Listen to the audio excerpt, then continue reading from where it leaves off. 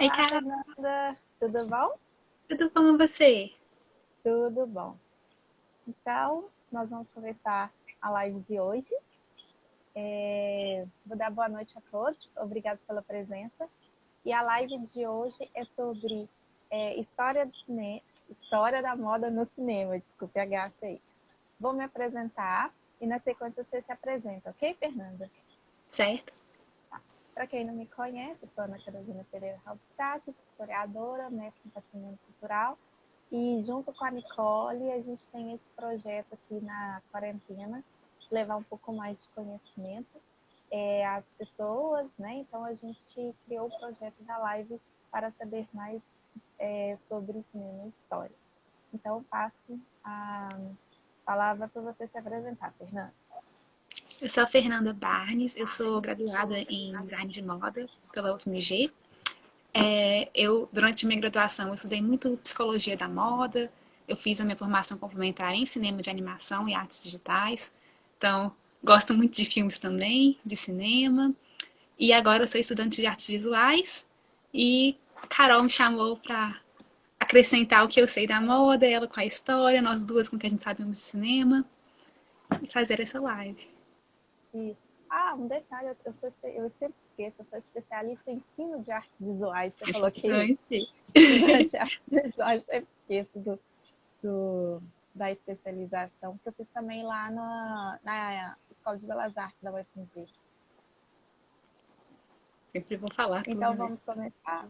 Vamos começar? Vamos. Bom, Então, a gente fez um. Pode apresentar, pode por falar. favor. Não, por favor. A gente fez um recorte, né? Qual seria o período que a gente falaria, né? Porque é muita coisa. E mesmo com o recorte tem coisa demais, então a gente espera conseguir apresentar tudo. Mas a gente combinou, né, de falar mais sobre de Hollywood, né? Então a gente vai começar na década de 20, década de 30, um pouquinho de 60, né? Fernanda, ficou um pouquinho. Deu para ouvir até Hollywood. Assim. Eu falei que a gente vai apresentar mais sobre os figurinistas e o cinema na era de ouro de Hollywood, que a gente vai no começo dos anos, no finalzinho dos anos 20 até chegar na década de 50. Mas se vocês tiverem perguntas sobre outros períodos, estamos abertas, né? Ok, falaram aqui que meu áudio está muito baixinho.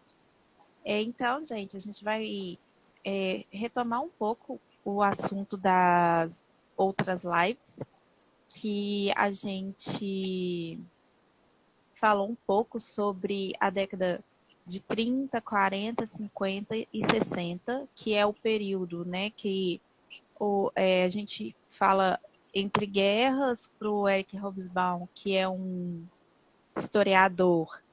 Ele fala que não existiu esse período entre guerras, foi apenas um período que, na verdade, é uma única grande guerra. Então, a pausa que teve entre a primeira e a denominada Segunda Guerra para o Hobsbawm, ele foi apenas uma pausa para prosseguimento do conflito. E ele fala um pouco do nascimento do cinema para o reforço, né, das identidades, principalmente nacionais para isso.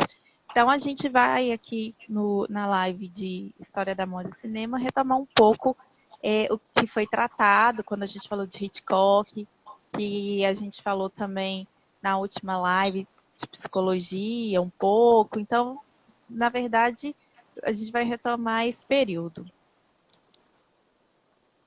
né? Aí eu passo para você, Fernanda. Ok, então vamos contextualizar.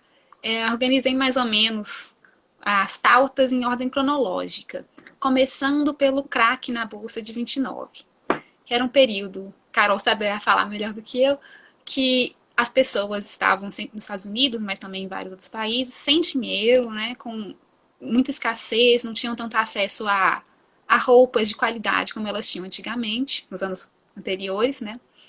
E elas começaram a buscar um refúgio para essa escassez no luxo do cinema. Então, os ingressos de cinema eram muito acessíveis. Muitas pessoas assistiam aos filmes. Quando elas viam as atrizes e os atores, mas principalmente as atrizes, elas imaginavam, conseguiam ver as roupas que elas gostariam de usar, mas não tinham acesso. Então, que podiam representar o país, né? Porque a moda tem esse papel muito importante de mostrar a riqueza cultural do seu país. Então, as atrizes de cinema, que elas não eram muito bem vistas, né? No comecinho do cinema, era um trabalho que não era muito prestigiado, principalmente para mulheres, né? Que trabalhavam explorando as artes com o corpo e tudo. Elas começaram a ganhar destaque, que foi quando começou a surgir algumas divas do cinema. E durante esse período, popularizou muito nos Estados Unidos o tricô. As pessoas faziam as próprias roupas e eu estava pesquisando para esse podcast, fiquei sabendo que podcast para live, que as pessoas faziam muito, chamavam as roupas de malha de meia. Só depois desse período que começaram porque assim, as meias, entre aspas, era a roupa de baixo. Então, depois que começaram a fazer as roupas de fora, as roupas externas, com a malha de tricô e crochê, elas começaram a substituir pelo nome malha. E isso vai ter uma importância mais tarde, né, no caso dos suéteres, que a malha se populariza muito, inclusive na Europa. A Elsa Schiaparelli, que é uma grande estilista francesa, começa a pedir as roupas de malha para chegarem lá na Europa e faz muito sucesso. E era uma coisa muito acessível de se fazer. Né? Na década bem no comecinho da década de 30, a gente tem uma figura, uma diva do cinema muito importante, que é a Marlene Dietrich. E ela é importante não só para o cinema, mas também para a história da moda em geral, porque ela popularizou o uso de calças por mulheres, né, que na época era algo revolucionário. Então, outras mulheres já usavam calças ou tentavam usar calças antes desse período. A gente tem a Amélia Bloomer, e o Bloomer, por causa dela, hoje é uma peça do vestuário, um tipo de calça bem largo, que levou o nome dela como homenagem. A Amélia, ela era uma defensora dos direitos das mulheres nos Estados Unidos. E a Chanel também já tinha criado o que ela chamava de pijama de praia, que era uma calça bem larga que você usava na praia ou em casas de praia, mas era só nesse contexto. Assim, podia usar muito não. Já a Marlene Dietrich, ela, por fazer parte da vanguarda na Alemanha, né, ela era da vanguarda de Weimar, que é uma cidade muito importante, onde tem a escola de Bauhaus até hoje, né, do design é muito importante como moderna, né? E ela também fazia parte da Divina Decadência de Berlim. E ela usava roupas muito masculinas. Mas, como ela era uma atriz do cinema, acabava que eles conseguiam utilizar isso como para as personagens dela. Então, ela era uma mulher, a personagem, né? Inacessível, porém forte. E em períodos de guerra, isso tem um valor, né? A E Nicole até está completando aqui para a gente falando que a Amélia Bloomer ela era taxada de lésbica pelo uso das calças, né? Mas a gente tem que também ver o contexto na década de 30, que falta tecido e a praticidade que a mulher está indo ao mercado de trabalho, já tinha ido, né, desde a Primeira Guerra, mas ela cada vez mais está conquistando seu espaço, precisa de uma comodidade, né, Fernanda? certamente. E é estranho, porque o fato dela usar roupas masculinas foi usado de uma maneira muito sensual no cinema. Então, o filme que ela fez que ficou muito famoso foi O Anjo Azul, que ela interpretou uma cantora de cabaré, a Lola. E era uma personagem extremamente sensual para o olhar masculino. Então é engraçado que ela. Engraçado não, né? É um pouco lamentável esse preconceito todo, né? Que embora ela usasse calças e usasse roupas masculinas, com alguns ajustes femininos, né, que é a barrinha italiana, que é a bainha da calça virada para fora, para dar um charme, entre aspas, né, ela era tão estereotipada, sempre a questão da sexualidade dela, tanto para o olhar masculino ou para a questão dela ser homossexual. Bom, ela tem outra história que essa, eu acho que a gente tem que rir com crítica, né? Porque senão a gente começa a chorar e não pode. Ela visitou Paris em 1933 e ela foi alertada pela polícia local que ela poderia ser processada por usar calças, porque tinha um regulamento de 1800 que proibia que as mulheres se vestissem como um homem, bem explicitamente. Eu, graças a Deus, nada aconteceu. E naquela época, poucas mulheres seguiram o exemplo dela ou se sentiam, tinham a liberdade para usar calças ou roupas mais masculinas. Mas isso foi muito importante porque o cinema popularizou esse visual e mais tarde, na década de 60, o Yves Saint Laurent ele faz o smoking feminino e ele se popularizou e se tornou um clássico. Então, só nesse período que ficou aceitável e normal uma mulher poder usar calças. Então, temos muito a dever para essas mulheres.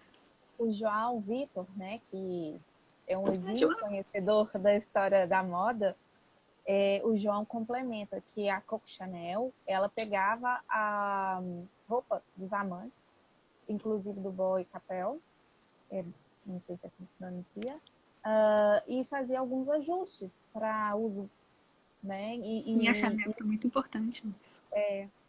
Então ele complementa aqui essa nossa fala dessa adaptação do masculino para o vestuário feminino.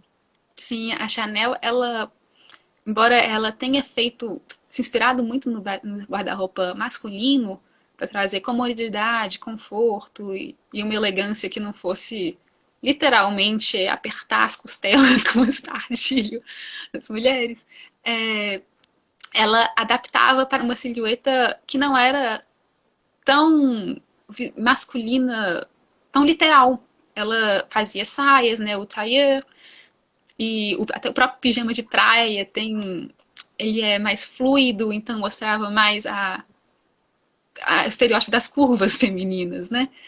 Então, ela foi muito importante, a Chanel, mas essa questão da androgenia tão literal é uma coisa mais com a Marlene Dietrich.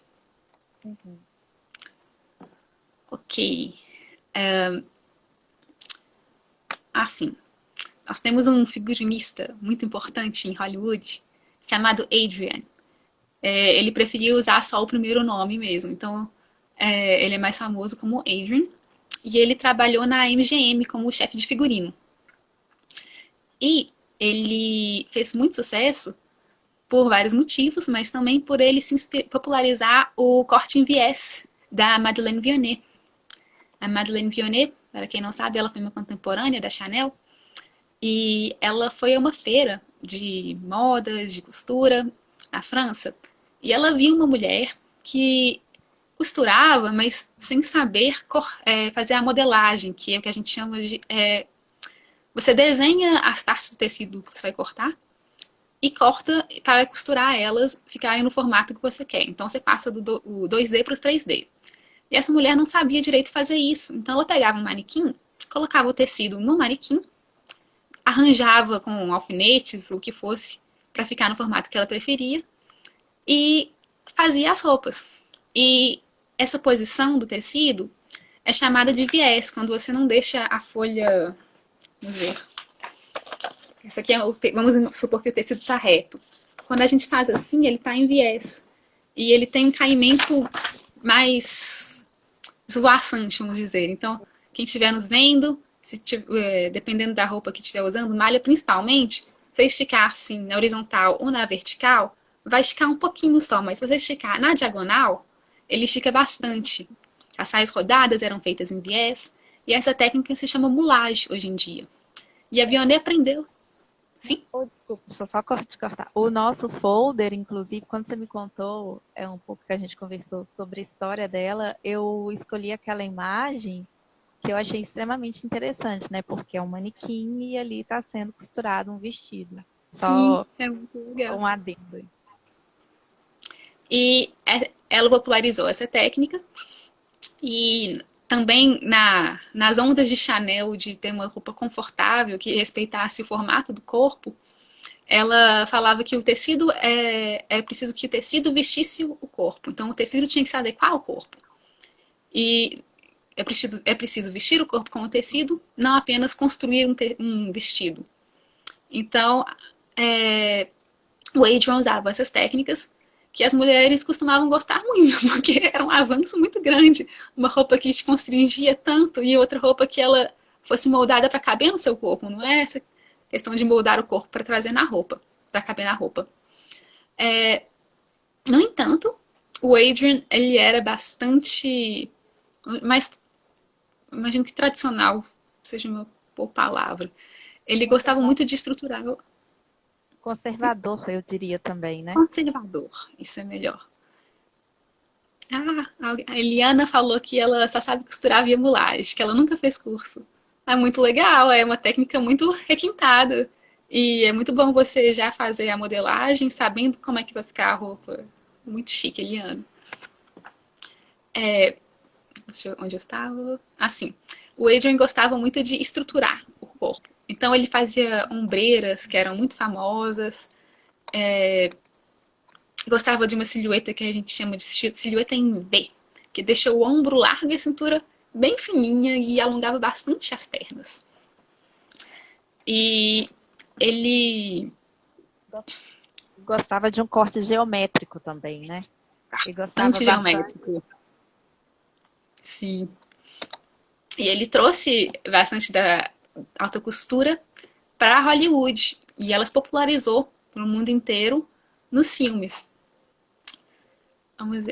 Ele vestiu a Norma Shearer no filme As Mulheres.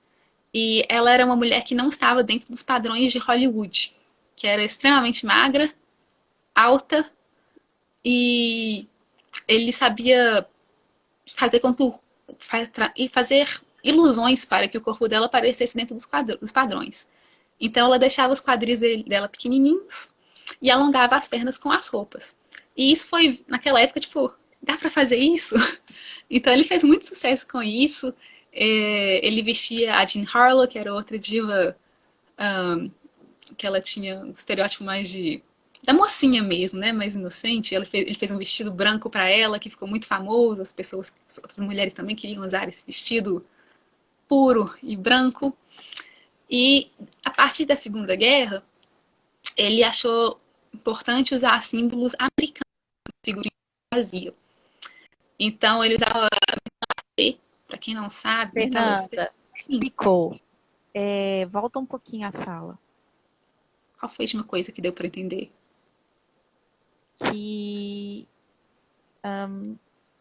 eu vou repetir. É melhor você repetir. O Adrian, a partir da Segunda Guerra, ele começou a usar símbolos americanos nos figurinos que ele fazia. Então ele começou a usar muito metalacê, que é aquela técnica que a gente usa para costurar edredom, que são um tecido bem cheio de enchimento e você costura bem fundo, então você cria vários volumes. E ele usava muitas coisas, referências do Velho Oeste e da cultura Amish também, que eu achei inusitado, para não dizer outras coisas. E ele tinha como o ideal de estilo dele a Greta Garbo, que ela é uma diva misteriosa, e nós vamos falar dela um pouquinho, que ela apareceu no filme Ninótica. Fernando, o que seria a cultura Amish? Cultura Amish é um povoado que se estabeleceu nos Estados Unidos, extremamente religioso, que eles recusam a usar a tecnologia. Então, é um pouco difícil falar o que seria tecnologia ou não, né? Mas eles não usam luz elétrica, zíper também não usam, eles fazem os próprios móveis, são ótimos marceneiros, as mulheres usam vestidos longos e um chapéu que tem duas bolas assim na cabeça, é uma coisa um pouco esquisita para a nossa cultura. E ele começou a incorporar algumas coisas da cultura Amish no figurino dele. Vamos ver. Uma Greta Garbo. Sim. Ele tinha uma ótima estratégia de marketing, que antes dos filmes lançarem, ele mandava os desenhos dos figurinos para as grandes lojas. E as lojas faziam propagandas com os figurinos deles, todos lindos e bem feitos e trabalhados, para quando o filme estreasse, as grandes lojas já poderem produzir uma versão mais simples desses vestidos e dessas roupas para vender. Então as pessoas viam as atrizes e os atores e achavam legal. E olha que maravilha, lançou o filme, você já pode comprar o seu. Então, lucro garantido. O João vai gostar de saber disso. Ele chamou a Chanel para trabalhar em Hollywood com ele. Mas, porque ele valorizava muito esse ideal minimalista, né? Mas não deu muito certo. Porque as roupas da Chanel não ficavam muito boas quando elas eram televisionadas. Então a parceria durou pouco tempo e quem foi chamada foi a Elsa Schiaparelli, que ela era a amiga de vários artistas surrealistas, do Dali, ela era amiga do Duchamp, ela era amiga do Man Ray, e as roupas dela tinham muita teatralidade. Então ela fez bastante sucesso. Eles trabalharam, acho que na MGM, se não me engano. E vamos ver. Vamos falar da guerra agora. A década de 40 está chegando. Você quer dar alguma contextualização, Carol? Você vai comentar depois do filme da Greta Garbo, o Ninótica? Sim. Então... Posso até falar agora, então. O filme da... Eu acho que vai encaixar, porque ele foi feito logo antes da guerra. É legal que na primeira cena eles mostram falando que o filme foi produzido antes da guerra, né? Quando as sirenes ainda eram morenas e quando acabava a energia, não era porque simplesmente tinha acabado, não era para se proteger de ataques de bombas, né? Sim. Eu achei muito legal essa contextualização. O filme da Ninótica chama Ninótica. E a atriz principal é a Greta Garbo. Ela interpreta uma oficial comunista da União Soviética. Muito dura, linha dura, mas muito estudiosa. É bom frisar isso. Sim, que era o estereótipo que eles queriam passar do comunismo, né? Que era algo sem vida, sem alegrias. E a Greta Garbo, ela era uma diva misteriosa que ela nunca sorria nos filmes que ela fazia. Então, ela é um filme do Lubitsch e foi um papel que eles aproveitaram dessa imagem de mulher fria, misteriosa, distante, para quebrar isso durante o filme. Ela vai até Paris para vender umas joias da União Soviética e ganhar dinheiro, porque eles precisam comprar sementes para plantar comida para os soviéticos. E lá ela é seduzida pelo capitalismo. Tem um mocinho da história que apresenta Paris para ela. E no começo ela é muito dura. E ela foi lá, na verdade, porque os companheiros dela, os camaradas dela, eram muito ruins de serviço. E eles chegam... Só te cortando, ela aproveita para fazer um estudo do capitalismo, né? Passeando pela cidade, vamos dizer assim. Ela estuda a estrutura da Torre Eiffel e ela sempre passa por uma vitrine e vê um artefato de moda, que eu vou deixar para você falar, e ela abomina aquele artefato, porque na cabeça dela, aquele artefato é um extremo desperdício, né? Mas eu vou deixar para você falar, para você explicar direitinho que artefato é esse. Então, os camaradas dela, esse artefato vai aparecer no comecinho do filme. Eles chegam num hotel de luxo, ficam maravilhados com a suíte presidencial, com o serviço de quarto, com as camareiras que tem lá. E eles tinham a missão de vender as joias, eles não conseguem, e por isso a Ninótica vai lá interferir. E assim que eles chegam no hotel e fazem as festas e pedem tudo que eles podiam pedir do hotel, as coisas mais caras, aparece as boinas comunistas deles que ficam em... Como chama aquele suporte? Tipo, chapéu? Não estou me lembrando. Tipo um cabideiro, né? É um chapeleiro. Chapeleiro. E eles deixam lá para ir para a festa e quando eles voltam, eles fazem uma fusão na imagem e os chapéus viram 2 chapéus coco e uma cartola, para mostrar que a cabeça deles mudou, né? Que no figurino a gente separa o corpo, a cabeça, as roupas que a gente veste e os sapatos. E a cabeça tem esses essa simbologia de ser sua mentalidade, seu pensamento. Então, eles literalmente mudaram o pensamento, né? Fez a cabeça deles aquele chapéu. E esse artefato misterioso que a Ninótica sempre vê é um chapéu para os nossos padrões de hoje em dia. Eu acho que não é exagero falar que é horroroso, mas na época parecia que era muito bonito, né? É um cone, parece chapéu de burro, sem orelhinha, né? Mas toda vez que ela passa na vitrine, ela olha, balança a cabeça como se ela condenasse aquele símbolo de futilidade, de extravagância, né? Porque os chapéus soviéticos são todos mais rentinhos na cabeça e aquele é um cume aqui, uma coisa horrorosa, né? Então, para ela é o exagero, para quê? Né? Me lembra um vulcão de papel machê. Praticamente. Sei lá, eu achei que parecia um chapéu sem orelhinha de burro, mas é muito feio. Realmente. Mas enfim. E ela sai com esse mocinho da história, que também está envolvido nas joias, mas se apaixonam lindamente.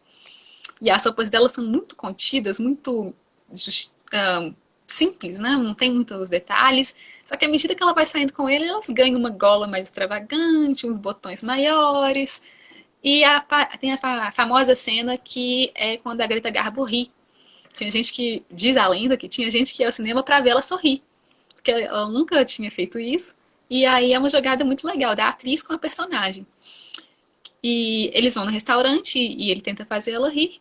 Depois ele tem sucesso. E ela parece.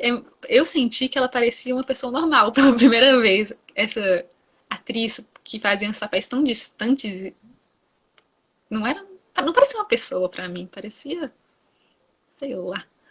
Ela foi corrompida pelo humor, né? Pela comédia. Então, e a partir daí, as roupas vão ficando cada vez mais capitalistas, de um corte enxuto, reto, vai passando para próximo do que as outras figurantes usavam no filme, né?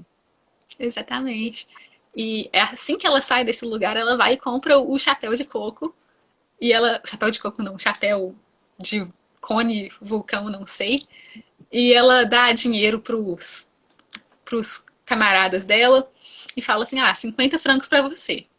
Me tragam 45 de volta. E ela compra o chapéu de coco, de vulcão, e ela muda completamente. E aí você vê que ela se tornou capitalista. Embora ainda tenha algum conflito com a questão de servir a União Soviética, das pessoas não morrerem de fome, que é algo que é uma coisa a se pensar mesmo, né? E aí as roupas se tornam mais luxuosas, com brilho, bem diferente da roupa austera do regime socialista. Sim. O filme é muito interessante de ver, apesar de depreciar muito o sistema comunista, mas é um filme bom para se pensar mesmo esse universo de consumo, o universo da moda, né? Então é um filme bem interessante. E aí a gente escolheu um pouco fazer esse paralelo porque a Greta Garbo ela tem uma grande importância no mundo da moda e esse filme a gente vê essa diferença, né? Numa mesma época, em dois regimes, como que as posturas, né, de vestuário são bem diferentes. Diz muito sobre a mentalidade de um regime político, econômico e de outro. Demais. E eu achei muito legal a gente pegar esse filme, porque o chapéu vai ter uma importância muito grande no período da Segunda Guerra Mundial. A gente comentou que, como os recursos eram extremamente escassos, porque a maioria das coisas produzidas eram direcionadas para o esforço de guerra, né? As roupas passaram a ter um código formal ou informal do que poderia ter na roupa. Então, nessa época que foram criados os malditos bolsos falsos, que as roupas femininas a gente vê hoje, às vezes não tem o bolso, e é horrível, que você não tem onde carregar suas coisas, culpem a Segunda Guerra. E as saias eram justas, os sapatos, ao invés de terem salto, passaram a ter mais estabilidade, né? O Anabela foi muito utilizado, ou então o salto de taco também. Os sapatos eram duros para proteger, porque as mulheres trabalhavam nas fábricas, então elas tinham que, se caísse alguma coisa no pé delas, elas tinham que sobreviver para continuar trabalhando, ou para viver mesmo, que eu recomendo bastante. E na Inglaterra se criou, né, o CC41, que é um código que achei muito interessante de pesquisar, que ele regrava tudo, né? Quantos botões, quantos metros de tecido, e isso na Inglaterra durante a Segunda Guerra Mundial. E isso mudou bastante, né? O vestuário, tanto masculino como feminino, né? Sim, a Inglaterra, foi, que eu saiba, foi o único país que eu encontrei nas pesquisas que realmente fez uma lei explicando quantos metros de tecido, quantos bolsos podiam ter, quantos botões, tudinho. E eles fizeram também como se fosse um manual de estilo para que as mulheres pudessem. Os homens também, né? Mas os homens, a maioria estava na frente de guerra, então era mais direcionado às mulheres.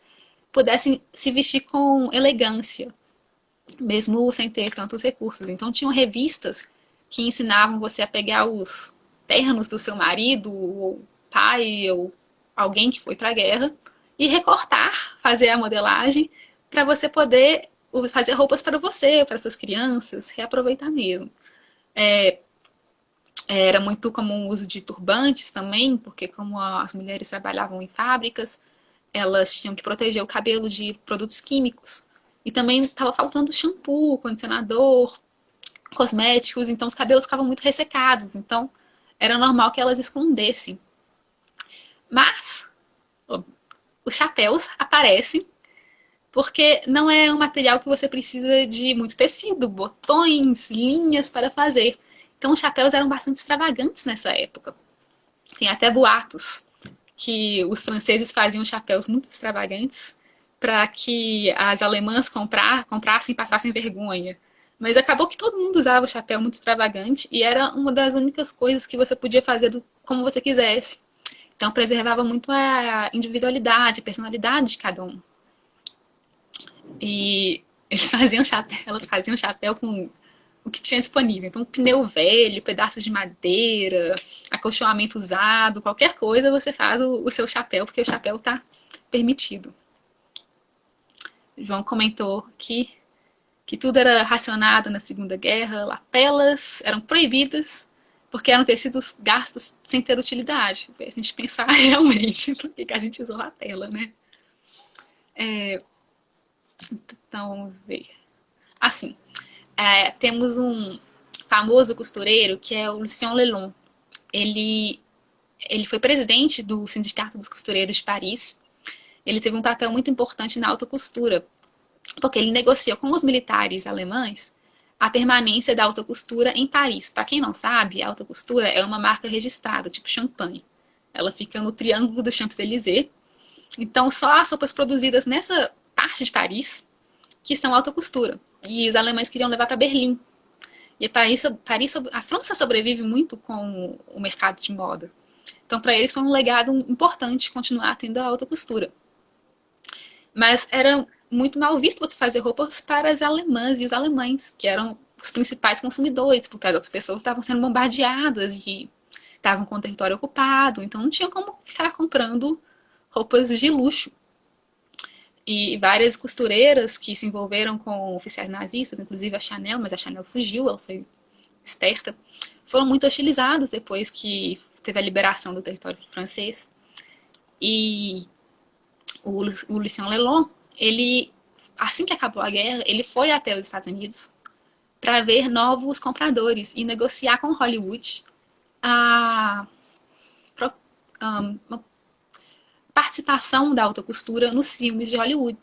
Então ele fala que os costureiros precisavam de Hollywood para sobreviver, mas Hollywood também precisava dos costureiros para sobreviver.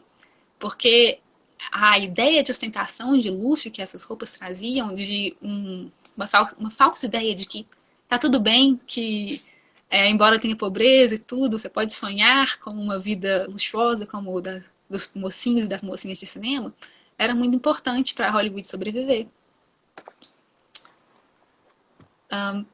Acabou uma guerra, temos o famoso New Look do Christian Dior, que foi Deixa eu lançado em... só, Sim. Fernanda, deixa eu só indicar uma série que tem na Netflix, chama Tempo Entre Costuras. Eu sou extremamente suspeita para falar dessa série, porque eu vi a série um dia de tanto que eu gostei. E mostra uma costureira sendo espiã, porque ela costurava para ela é espanhola, ela costurava no Marrocos para as esposas dos oficiais nazistas. E ela manda as mensagens via um código que ela produz, que ela bola, e ela manda as mensagens do que ela fica sabendo nesse meio das madames e de costura para os altos oficiais. E é claro que é uma obra ficcional, mas ela explora essa importância dos costureiros, mesmo os costureiros, vamos dizer assim, comuns, na época, né, da guerra, porque os recursos eram tão escassos, e que elas tinham certa, vamos dizer assim, maestria, né? Elas eram valorizadas na época, pelo seu saber, vamos dizer assim. É muito legal. Sei de séries cheias de figurino, muito ricos, né? Que mostram essa relação, a importância da moda na sociedade, né? Tanto na economia quanto na cultura. Bom, mas vamos partir para o pós-guerra. Finalmente acabou. Estava falando do New Look, do Christian Dior, que foi lançado em 47, que é basicamente a saia esvoaçante que as pessoas costumam pensar quando a gente fala na década de 50, as saias godê. E já existiam pessoas que usavam esse look, mas o Dior percebeu e falou: isso aqui tem futuro. E fez um grande lançamento do que a gente chama da linha X, ou do corpo ampulheta, que é a cintura fininha e o quadril representado pela saia grande, né, muito largo. O Adrian, que a gente falou antes, odiou o New Look, achou horrível. Ele era um cara muito, como você disse, conservador. Então ele não aderiu muito bem, não. Mas tem uma costureira importante na história de Hollywood, uma figurinista, chamada Helen Rose. E ela fez o New Look americano, que ela juntou a cintura fininha. Muitas vezes usava-se o espartilho, o Dior até fez um espartilho próprio para usar para o New Look, o WASP. E ela usou a cintura fina, mas a crinolina, que é uma estrutura rígida que se coloca debaixo da saia. Ou nas últimas décadas não necessariamente rígida, podia ser de tule e outros tecidos, mas para deixar a saia sustentada, porque era muito tecido, às vezes era pesado. E ela criou a linha Sweetheart. E a linha Sweetheart, ela foi vista pela primeira vez na Elizabeth Taylor, no filme Pai da Noiva, na década de 50. E fez muito sucesso nos Estados Unidos.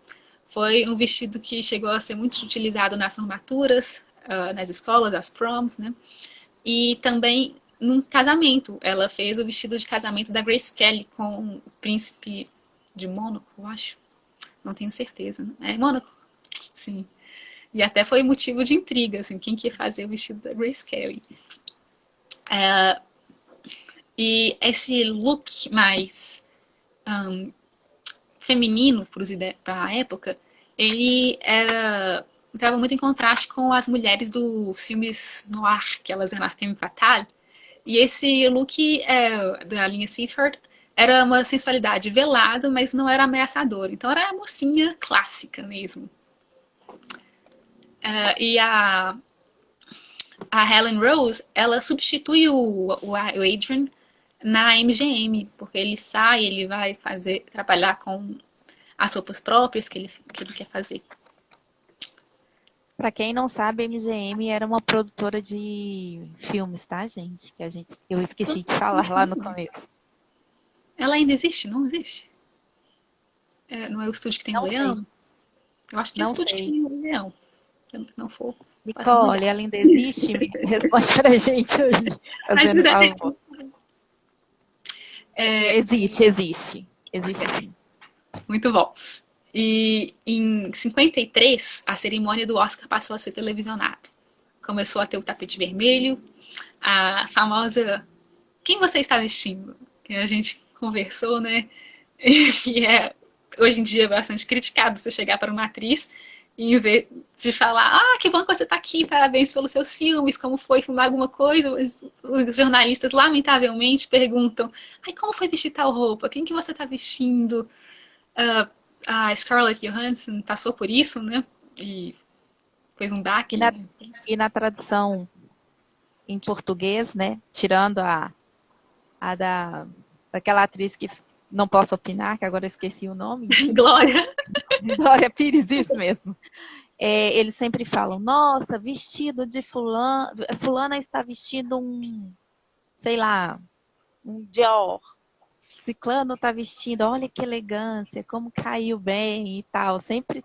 Sempre tem esses comentários, né? Tipo, a roupa quase que ofusca quem veste, né? É, Assim, e na é época um motivo de muito destaque. era um ótimo negócio, porque aí sim que a alta costura vai ter uma visibilidade enorme. E as atrizes também, elas eram vistas não só agora como uma atriz específica, mas elas tinham estilos diferentes, preferências diferentes. Então elas começaram a ter personalidades mais distintas, embora a gente vai falar da Marilyn Monroe, né? Elas eram um pouco desumanizadas nessas estereótipos, porque era uma coisa que não correspondia à realidade. A ideia que elas passavam não era quem elas eram. A Rita Hayworth, ela, a Gilda, a famosa Gilda, não existe mulher como Gilda, que era um ícone era a mulher ideal da época, né? Ela casou-se várias vezes e ela falava que os homens achavam que os maridos dela iam deitar com a Rita, com a Gilda, acordavam com a Rita. Então os casamentos dela não davam certo. Essa questão da idealização dela, né? Nós vamos falar um pouquinho da Marilyn Monroe. Na década de 50 ficou muito popular os sutiãs de cone, que eram os push-ups, chamados, não estou brincando, estrelas em ascensão. E a Marilyn Monroe nunca usou, ou falava que não usava, porque ela dizia que era muito desconfortável. E nessa época era muito comum ter muita roupa de baixo nos filmes, mas quando eu tô falando roupa de baixo, quero dizer roupas estruturantes mesmo, espartilhos, cintas, para modelar o corpo, para ele parecer, para se adequar aos ideais de beleza na época que não eram existentes, porque se fossem existentes não precisava modelar tanto o corpo. E ela não gostava disso e ela podia bancar, todo mundo queria, praticamente todo mundo queria trabalhar com ela. Então ela falava que essas roupas de baixo tinham que ser costuradas às roupas exteriores para ela usar. Mas muitas outras atrizes famosas usavam. E esse sutiã de cone, ele foi lançado ainda quando existia a censura do Código Reis. Então, era sensual demais para a época, as pessoas saberem que tinha um espaço entre os seios. Então, surgiram as Sweater Girls. A gente falou da questão da malha nos Estados Unidos, na década de 30. E as atrizes usavam um suéter justinho, ou pelo menos que se adequasse ao corpo. E por cima desse sutiã de cone, era um look mais Mais casual. comportado, né? Comportado, mas era o famoso acordei assim, sabe? Não passei, acordei assim, mas assim, tava por baixo, tava completamente modelado e era bastante sensual. Falando também do Código Reis, no vestuário, a Marilyn Monroe, ela usou um vestido muito famoso, dourado, plissé, não tô lembrando do filme, eu acho que era Os Homens Preferem as Louras. E quando ela vai cantar. E um decote muito profundo. E ela usaria esse vestido por mais tempo.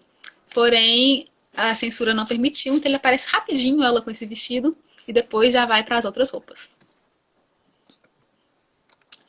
É importante falar que a Mary Morrow, ela era considerada gorda Sim. para a época, e ela rompe com um pouco com a magreza de Hollywood e aparece com vestidos mais sensuais mesmo, mais fluidos, né? Sim, muito bem lembrado. Ela era tamanho 44 americano e praticamente nenhuma atriz era tamanho 44, somente a Marilyn Monroe. Ela tinha o busto considerado grande para a época, então era meio que para os produtores compensava. É horrível dizer assim, mas era ok, ela pode ser uma atriz principal, porque ela tem as proporções que estão dentro do nosso padrão.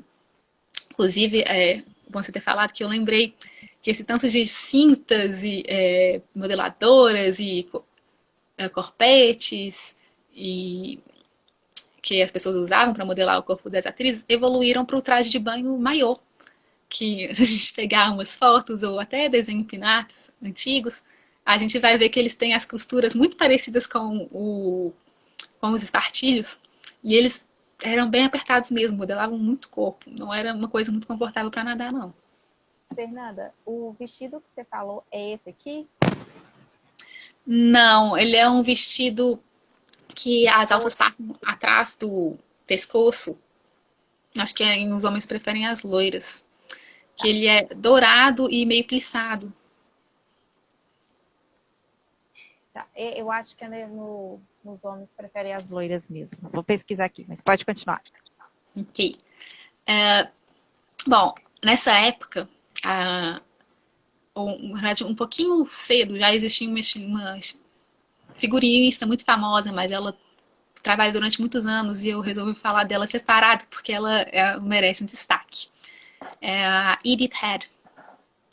Ela resolveu trabalhar no cinema com roupas e a história dela, de como ela chegou como ela conseguiu esse trabalho é um pouco inusitado. Ela fazia um curso de desenho. Sim? Muito bacana essa história. Muito legal. Ela fazia cursos de desenho, mas ela não sabia desenhar ainda quando ela tinha a entrevista. Acho que ela foi trabalhar. Eu não lembro se foi para a MGM. Acho que foi para o Paramount, mas eu não tenho certeza. Tenho que verificar. Na entrevista, ela pegou os desenhos dos colegas dela do curso de desenho e mostrou como se fossem dela. E passou, assim, colou. E ela foi trabalhar sob a supervisão do Travis Benton, que foi o figurinista. Foi na Paramount. Foi o figurinista-chefe da Paramount. E ele tinha um estilo muito rebuscado, conhecido como barroco de Hollywood. E ele gostava muito, ele explorava muito a textura dos tecidos para encaixar isso com a personalidade, com o momento que as personagens estavam vivendo. E ela pega uns trabalhos assim que ele não está querendo, faz uns ajustes e vai comendo pelas beiradas. E de repente o Travis Benton passa uma grande diva da época, que é a Clara Bow, que ela fazia muito sucesso, mas para a época ela tinha muito mau gosto pro vestuário. E ela gostava de usar pulseira de argola e cinto em vestido que não tinha cinto. E o Travis Benton não estava achando muito legal trabalhar com ela e passou a bola para Edith Head.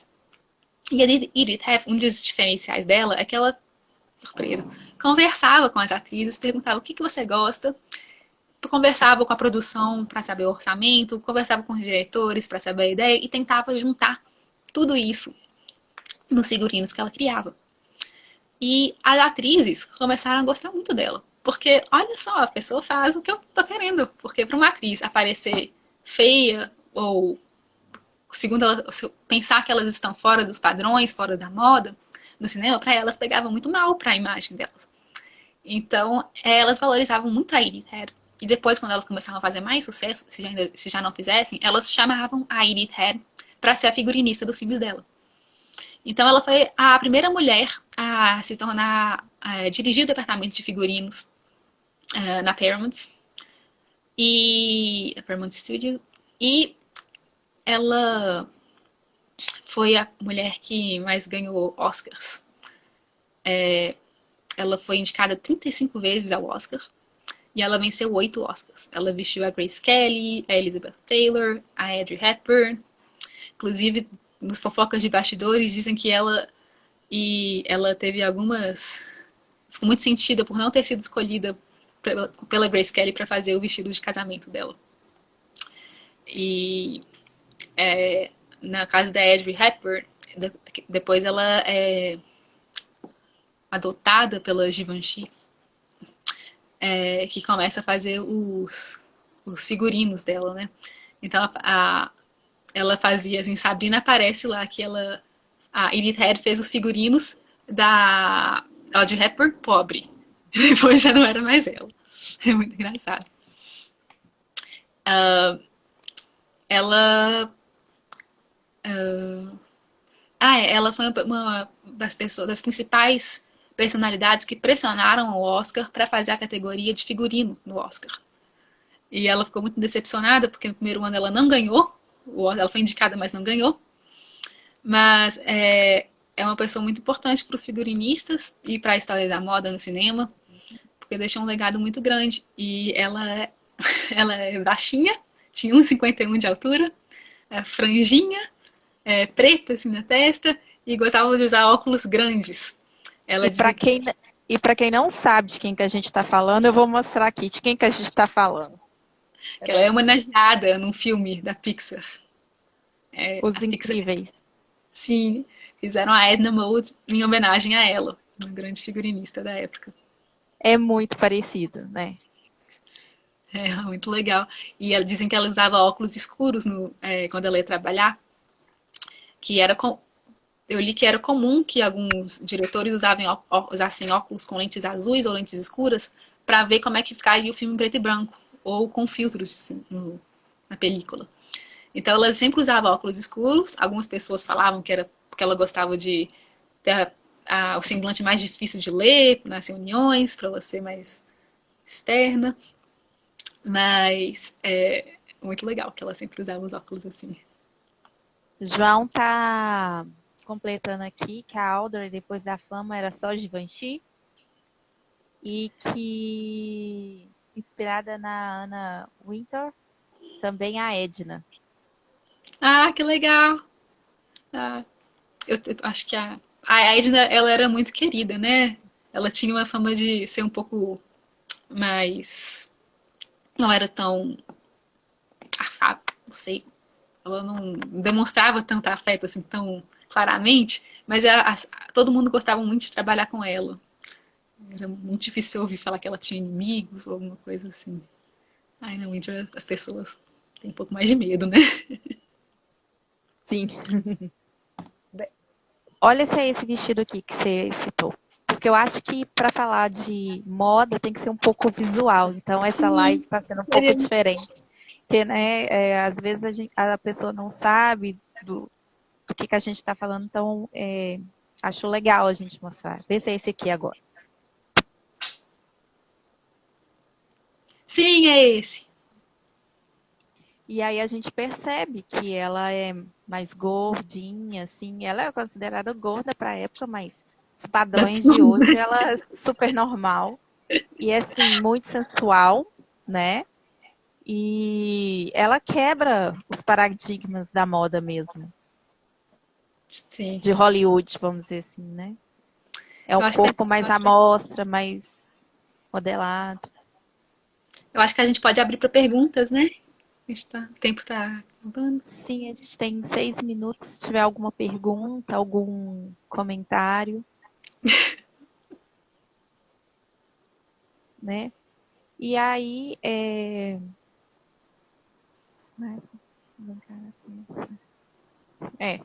alguém comentou, o Demelo falou que a Mary Moore conseguia bancar até saco de batata.